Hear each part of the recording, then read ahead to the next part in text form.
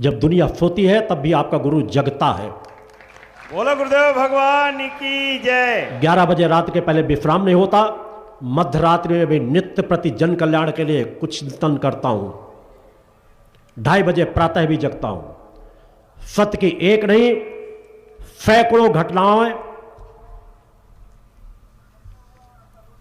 आपको मेरी यात्रा में वो मिल जाएंगी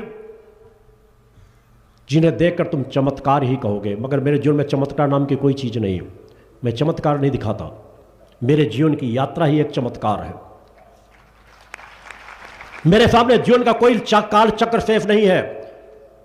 भूत भविष्य वर्तमान का कोई क्षण ऐसा नहीं है जिसे मैं बता ना सकूं। बोलो गुरुदेव भगवान की जय। मगर वैसे चमत्कार दिखा करके मैंने कभी अपना सम्मान नहीं लिया।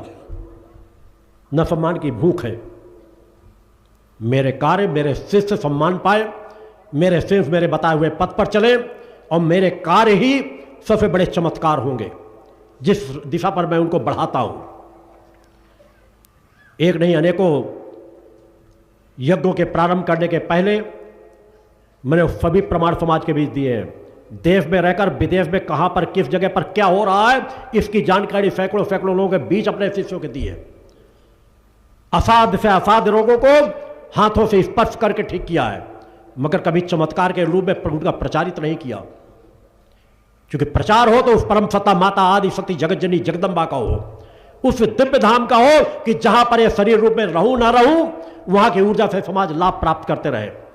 मेरा अधिकांश समय यज्ञ की अग्नि में समक्ष बैठने पर गुजरना है। 8 यज्ञ समाज के बीच मैंने संपन्न किए थे। पहले यज्ञ में मैंने भविष्यवाणी की थी कि अलग अलग मौसमों में अलग अलग क्षेत्रों में करूंगा, और अगर मेरे किसी यज्ञ में बरसात ना हो तो मान लेना मेरे पास इन यज्ञों की करने की पात्रता नहीं है और मैं समाज का त्याग करके एकांत स्थान में चला जाऊंगा और तब तक साधना रत रहूंगा जब तक परम सत्ता के द्वारा वह पात्रता हासिल नहीं कर लूंगा। बोलो गुरुदेव भगवान की जय। मेरे 8 यज्ञ समाज के बीच अलग अलग स्थानों पे हुए। हर यज्ञों में बरसात हुई। एक एक यज्ञ में मन की एकाग्रता के साथ 8-8 घंटे बैठना पड़ता है। बिना अन्न जल को ग्रहण किए एक बार साधना सामग्री लेके बैठ जाना पड़ता रहा है तो भी एक शब्द दूसरे नहीं बोले जाते। यज्ञ पूर्ण ही होगा उन्हीं सामग्रियों के साथ किया जाता है। आज तो बड़े बड़े महायज्ञ हो रहे हैं, लाख लाख कुंडी यज्ञ हो रहे हैं। ये सामान ले आओ, वो सामान ले आओ। कैमरा उनकी तरफ देख रहा है कि नहीं देख रहा, 90% ध्यान इसी में चला जाता है। कुंटलों आहुतियां दे देते हैं। सत्य की आहुतियों का क्या परिणाम होता है? 32 किलो की सामग्री का उपयोग मात्र होता है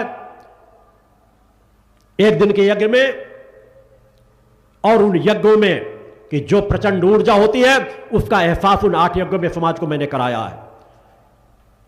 मन वचन कर्म के साथ जहां पर कर्ता क्रिया एक हो जाते हैं, यज्ञ करने वाला साधक अग्नि और परम सत्ता का उस एकाकार का भी प्रभाव मैंने समाज को दिखाया है। उन 8 यज्ञों के में 8 यज्ञ प्रमाण के रूप में किए थे। से 100 यज्ञ मेरे पड़े हैं। एक यज्ञ में 11 दिन लगते हैं। उस यज्ञ स्थल का निर्माण प्रारंभ हो चुका है। उस पंचो शक्ति सिद्धार्थ शक्तिपीठ में 100 यज्ञ होने हैं। मेरा अधिकांश समय अग्नि के समक्ष ही गुजरना है। मुझे किसी राजसत्ता का सुख भोग का चिंता नहीं है। लोग लगते होंगे कि गुरु जी ने राजनीतिक पार्टी, ये पार्टी का गठन मैंने समाज के लिए, राष्ट्र रक्षा के लिए किया है। अग्नि के समक्ष ही मेरा समय अधिकांश गुजरना है। कुछ से एक बार संशय में पड़े, मैंने कहा था कि जब मैं यज्ञ कर रहा होता हूं तो मेरे सामने जिसे मूर्ति शब्द लोग संबोधित करते हैं, पाषाण की मूर्ति कभी कह देते हैं। दुर्भाग्य से आर्य समाज भी मूर्ति का विरोधी है। महर्षि दयानंद सरस्वती भी मूर्ति के विरोधी थे, इसलिए कि वो अज्ञानता का शिकार थे। वेद ज्ञानी थे, महर्षि थे, ज्ञान में कोई कमी नहीं थे। वेदों का ज्ञान का प्रचार प्रसार करना चाहते थे, मगर एक पक्ष के प्रसार प्रसार के लिए मूल ज्ञान को भटका दिया जाए, यह एक अज्ञानता होती है। अन्यथा वो मूर्ति का विरोध न करते। हर काल में हमारे बड़े बड़े ऋषियों मुनियों ने मूर्तियों की स्थापना की है, जिनके सामने महर्षि दयानंद सरस्वती कहीं पफंगे के समान भी नहीं है। उनसे महान शक्तियां हमारे समाज में उपस्थित हुई हैं। उन्होंने मूर्तियों की स्थापना की है। राजा जनक जैसे जो विदेह कहे जाते थे, बड़े बड़े ऋषि मुनि जहां ज्ञान प्राप्त करने आते थे, उन्होंने भी मंदिरों की स्थापना की थी। वो भी वेद ज्ञानी थे, अज्ञानी नहीं थे। मां सीता भी गौरी पूजन करती थी, मगर अज्ञानता के शिकार में इसलिए हमारा सनातन धर्म खंड खंड होता जा रहा है। अरे वेदों का सभी सम्मान करते हैं, मैं वेदों का जीवन जीता हूं, मगर आज आर्य समाज के नाम पर बच्चों को आर्य समाज के स्कूलों में जहर पिलाया जा रहा है। जहर का शब्द इसलिए संबोधन कर रहा हूं कि अज्ञानता का जहर, उन्हें मूर्ति विरोधी बनाया जा रहा है। जैन समाज को क्या कहा जाता है? वे लोग बेवकूफ थे, अज्ञानी थे, इसलिए मूर्ति पूजा करते थे। अज्ञानी वो नहीं थे, अज्ञानी आज का आर्य समाज है। मूर्ति पूजा करना सबसे महत्वपूर्ण सशक्त साधना पद्धति है। मूर्ति चैतन्य हो जाती है प्राण प्रतिष्ठा से।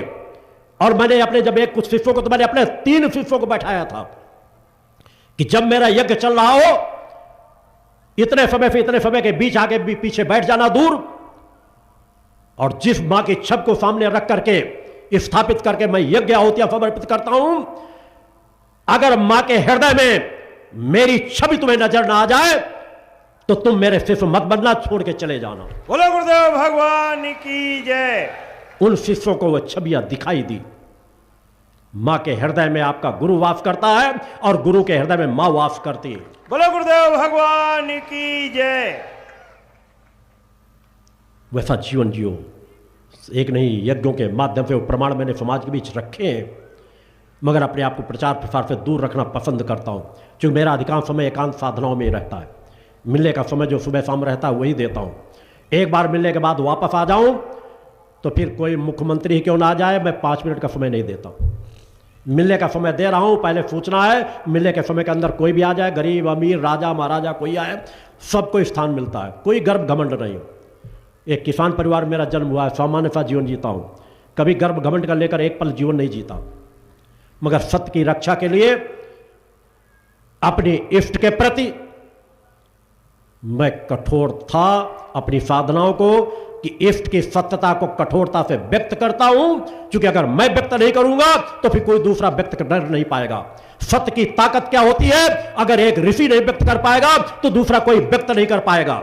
मैंने अपने जीवन को स्वयं प्रमाण के रूप में रखा है, गर्व और घमंड के लिए नहीं, कि विश्व अध्यात्म जगत में वर्तमान में हिंदू धर्म में ही नहीं और अनेकों धर्मों में महाकुंभ हो रहा है।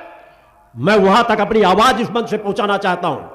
अगर कोई एक भी तपस्वी साधक ध्यान समाधि की पराकाष्ठा को प्राप्त किए हो, जिसका सूक्ष्म शरीर जागृत हो, मेरी साधनाओं का सामना करे। बोलो गुरुदेव भगवान की जय। अगर वह मुझे झुका देगा तो मैं सर काट के उसके चरण में चढ़ा दूंगा। अगर कहेगा जो जिंदगी भर, उसका सेवक बनकर के जीवन गुजार दूंगा। बोलो गुरुदेव भगवान की जय। साधना के कदमों पे जितने कदम वो आगे खड़ा नजर आएगा, उसके 10 कदम आगे खड़ा नजर आऊंगा। बोलो गुरुदेव भगवान की जय। चाहे वाक शक्ति का प्रमाण हो जाए या एक स्थान से रहकर दूसरे स्थान की जानकारी देने की बात हो, या अपने शरीर के स्पर्श करने के माध्यम से असाध्य से असाध्य रोगों को ठीक कर देने की बात हो, या जिस तरह का विज्ञान समझे, विज्ञान इसका परीक्षण कर सकता है कि कौन 1 मिनट में अपने मन को एकाग्र कर सकता है। मैं विषम से विषम परिस्थिति में रहूं, एक क्षण मुझे लगता है मन को एकाग्र करके ध्यान और समाधि में चले जाने पे सैकड़ों प्रकार के विकार मेरे चारों तरफ नाच रहे हो, मेरी अंतःकोणीकरण की कोशिकाओं पे अगर अंश मात्र परिवर्तन आ जाए, मैं अपना सर काट के चढ़ा दूंगा। बोलो गुरुदेव मैं ऐसा जीवन जीता हूं। जय। प्रमाण के रूप में आपका गुरु अपने आप को स्वयं प्रस्तुत करने के लिए, धर्म रक्षा के लिए सदैव तैयार है, और यह हमेशा हुआ है। हमारे आदि गुरु शंकराचार्य ने भी शास्त्रार्थ के लिए समाज में जा करके अपनी चुनौती पेश की थी, और जब जरूरत पड़ी थी तो अपने सूक्ष्म शरीर का भी एहसास कराया था। मगर आज दुर्भाग्य से हमारे सभी मठों में बैठे हुए हमारे शंकराचार्य सम्मानित पदों में बैठे, उनका सम्मान है क्योंकि सनातन के अगुआ हैं, मगर आज हमारे किसी शंकराचार्य का सूक्ष्म शरीर जागृत नहीं है। यह कहने में भी मुझे कोई आपत्ति नहीं है। साधना तपस्या करना ही नहीं चाहते, बस वेदों का ज्ञान प्राप्त कर लिया, ग्रंथों का ज्ञान प्राप्त कर लिया, हम पूर्ण बन गए। अरे ग्रंथ इसलिए नहीं है, वेद पुराण इसलिए नहीं है कि इनको रट लो, इनसे तुम कुछ भी पूर्ण नहीं बनोगे।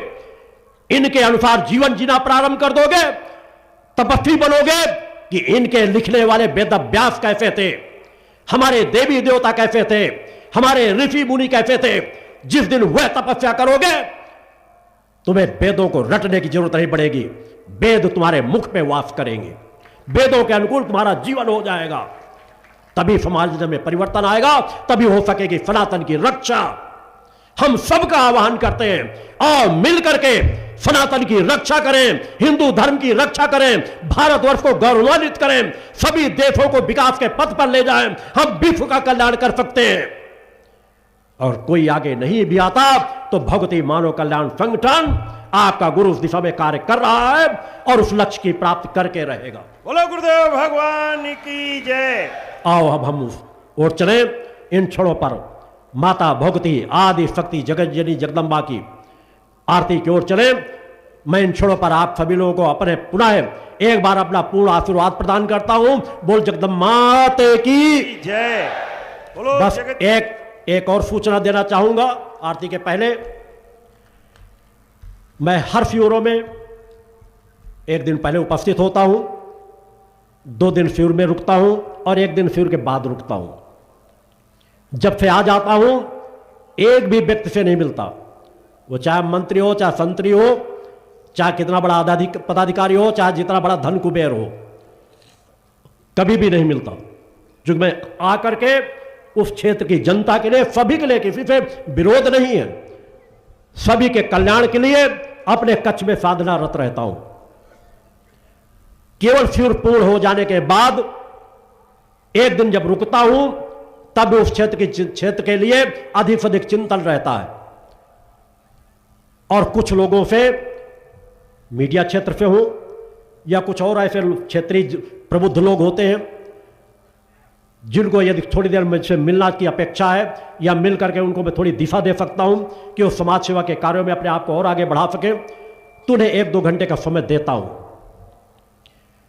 तो कल भी 10 बजे से लेकर के 12 बजे के बीच का समय रहेगा। अजय जी से जो संपर्क कर लेंगे, अजय जी के माध्यम से ही जो संपर्क करके रहेगा क्रम, कैसा क्या क्रम है, 2 घंटे का समय हर शिविर के बाद मैं देता हूं, दूंगा। मगर अपने शिष्यों से सभी चाहूंगा कि आपको जब भी समय मिले आप मेरे सिद्धार्थन धाम आइए, मैं सभी को समय देता हूं। वहां पर अगर मेरे पहले भक्त खड़े होते हैं, कोई बड़ा सोड़ा व्यक्ति भी आ जाता है तो उसको बैठाल दिया जाता है। पहले मैं अपने शिष्यों से मिलता हूं, उसके बाद उन्हें समय देता हूं। यह मेरा 300 साल का नियम बनाया हुआ है। मेरे लिए मेरे वह भक्त ज्यादा नंबर 1 पे रहते हैं जिनको आज मेरी आवश्यकता है। सामर्थ्यवान लोगों को तो अगर मुझसे ना भी मिलेंगे, चले भी जाएंगे लौट के, तो उनको तो अनेकों मिल जाते हैं। आज अनेकों ऐसे धर्मगुरु हैं जो धन कुबेरों को ही पकड़ते हैं, कथाएं सुनाने आएंगे, कहीं कार्यक्रम में आएंगे तो आने के बाद सबसे पहले अधिकांश समय उन्हीं से मिलने जुलने में गुजार देते हैं। आम समाज के लिए उनके पास समय ही नहीं रहता। आपका गुरु ऐसा नहीं जीवन जीता, मर्यादाओं में सदैव अपने आप को आबद्ध करके रखता है। आपके गुरु की निगाहें सिर्फ अपने लक्ष्य की ओर होती है, उससे इधर उधर देखने के मेरे पास समय नहीं है। आज जिस तरह का जीवन मानवता जी रहा है, उस तरह के जीवन में अगर 1 मिनट भी कोई धर्मगुरु अपना नष्ट करता है तो धर्मगुरु कहलाने का अधिकारी नहीं है। मगर आज तो हमारे बड़े बड़े कथावाचक कोई बिग बॉस में जा रहे हैं, कोई कहीं जा रहे हैं, मनोरंजन कर रहे हैं, आज उन्हीं लोगों के वीडियो वायरल रहते हैं क्योंकि समाज पतन के मार्ग में जा चुका है। जिनके पास कोई साधना तप नहीं है, आज जो समाज का मार्गदर्शन कर रहे हैं। कुछ ऐसे महामूर्ख लोग माता भगवती को कहते हैं, माता भगवती, दुर्गा, चंडी, काली सब राधा माँ के चरणों पे वास करती है। माँ राधा और माता भक्ति आदि शक्ति यानी जगदम्बा की एक अंश मात्र है। मैं उन्हें सभी को चेतावनी सहित कहना चाहता हूँ, हम सभी का सम्मान करते हैं, हमें माँ सीता का सम्मान करते हैं, माँ राधा का सम्मान करते हैं, मगर हजारों लाखों राधा जैसी शक्तियाँ माँ के चरणों के नख में वास करती है। बोलो गुरुदेव भगवान की जय। ये ज्ञान केवल एक ऋषि ही करा सकता है। ऋषि के चरणों के नख में त्रिवेणी वास करती है। ऋषियों को कितना पवित्रता का जीवन होना चाहिए, किस तरह का आदर्श जीवन होना चाहिए। क्या हमारे वो साधु संत सन्यासी ऐसा जीवन जीते हैं? खैर ये विषय विस्तार का है, समय समय पर मैं समाज को जागरूक करता रहता हूँ। आओ अब हम चलें उस माता आदि शक्ति यानी जगदम्बा की दिव्य आरती को। बोले जगदम्बा माते की जय।